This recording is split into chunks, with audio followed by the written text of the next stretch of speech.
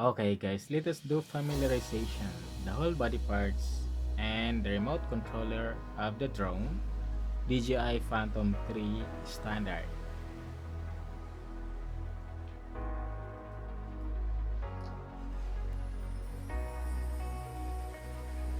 So una, para makita nilang yung mga LED, i-on ko muna siya. So yan.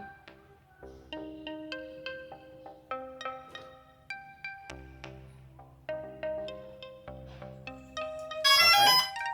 So na-on na natin siya.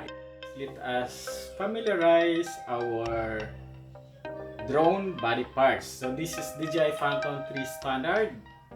Ito yung modelo niya, and then yung brand niya is DJI.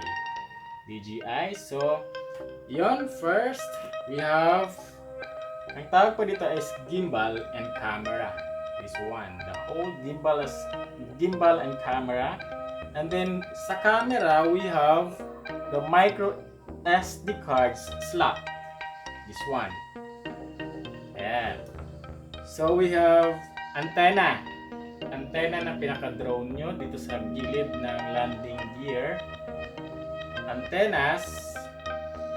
So this one, silver, white antennas.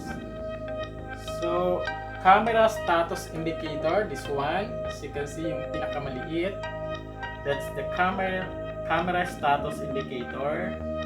And then the aircraft micro USB port, this one, usually hindi naman masyadong nagagamit yan. Aircraft micro USB port. And then front LEDs, this one, yung apat na yan, ang tawag dyan ay front LEDs. And then we have the motors. Yan, yung pinaglagyan ng propellers, ayan yung mga, yan yung motor ng pinaka-drone nyo. This one, ito. So, and then, of course, the propellers. Ito yung tawag dito ay propellers or propellers. And then, aircraft status indicator. Yung mga LEDs, ang tawag dyan, aircraft status indicators. And then, camera micro USB port.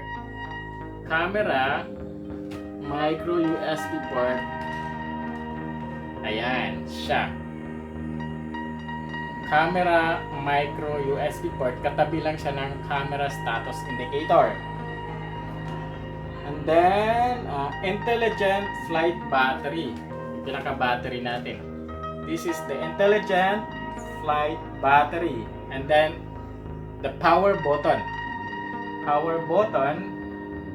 and then battery level indicators. Battery level indicators, yan yung apat na green na yan. So ibig sabihin pag hindi siya nagbi-blink, ibig sabihin full battery tayo, yung apat na yan. So that's the battery level indicators. And then the link button.